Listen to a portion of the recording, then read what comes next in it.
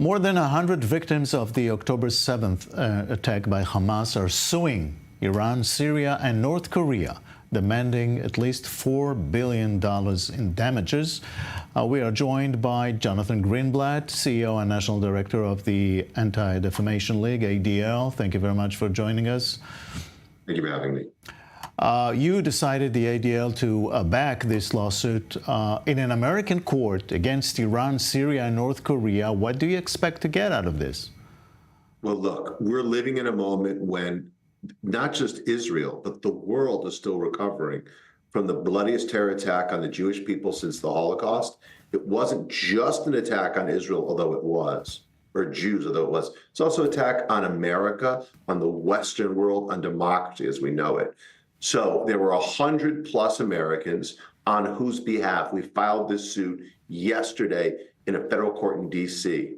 And we are going to, number one, we are going to ensure that the Islamic Republic of Iran, Syria, and North Korea are held accountable for helping Hamas commit this ugly homicidal act of atrocity. That's number one. Number two, we will get financial recompense for these victims. We will use the seized assets of these terror-supporting nations to ensure that these families, I mean, we can never alleviate their pain, but we can get them some compensation. And number three, we will prove conclusively for the world to see that actions have consequences, and history will remember the terror-supporting regime in Tehran for the barbarians that they really are. But practically, I mean, suing North Korea, do they have assets in the United States? Look, there's a fund in the United States, the U.S. Fund for the Victims of State-Sponsored Terror. We are going to use the money from that fund to compensate these victims. And our researchers at ADL, along with the law firm of Kroll and Mooring, they have done the analysis. We have looked at the evidence. We'll be presenting it in an open court of law that proves that North Korea, along with Syria and Iran, provided training, technical expertise, munitions, finance for the Hamas terrorists who raped, murdered so many people on that day.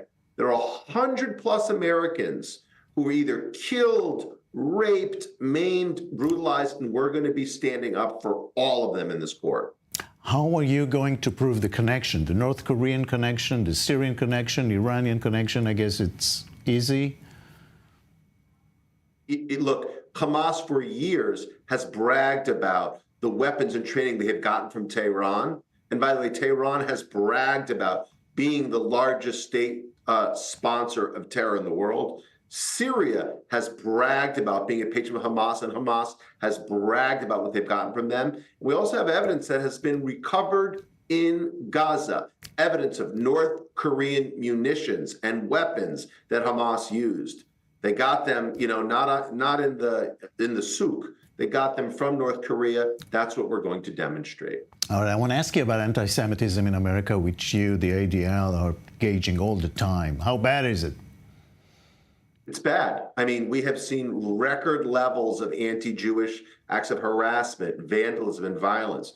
Just this weekend, masked activists stood in front of the house of a U.S. congressman outside of Chicago and harassed him and his family in the dead of night. I've talked to so many Jewish people all over the country who've experienced the kind of intimidation and menacing that should never happen. So we're worried, but we're acting. We are not going to sit back. We are not the Jews of the trembling knees, if you will. So I'm going to tell you, we're pushing to change the laws to prevent people from masking themselves and concealing their identities so they can intimidate Jewish people. Number two, we're pushing for the federal government to take concrete action to hold these people accountable. And number three, we're going right after the anti-Zionist organizations. We will do everything that we can to expose them, to handicap them, and to literally drag these people into the ground, because what they're doing is not just promoting anti-Zionism, they're promoting hate against Jews, and that is absolutely wrong. We are in an election year. We have just a few months before November. You saw the presidential debate. I haven't heard any word about anti-Semitism there so much. Have you? Well, anti-Semitism did not come up in the debate, although support for Israel did.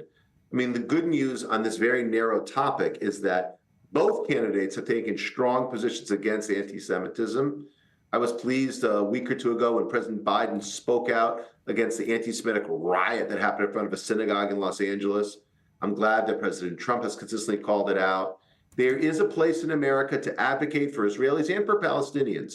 There is a place in America to demand that the hostages come home now and to express compassion for Palestinians. But there is no place in America to intimidate people because of where they pray or where they're from. And so these anti-Israel activists, these pro-Hamas activists, I'm glad that both political parties are counting them out. And by the way, the candidates who espouse this line, they're losing the elections. You saw Jamal Bowman just lost in New York.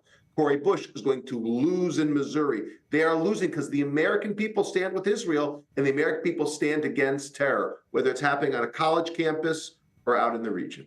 Jonathan Greenblatt, ADL, thank you very much. Thank you so much. Thank you.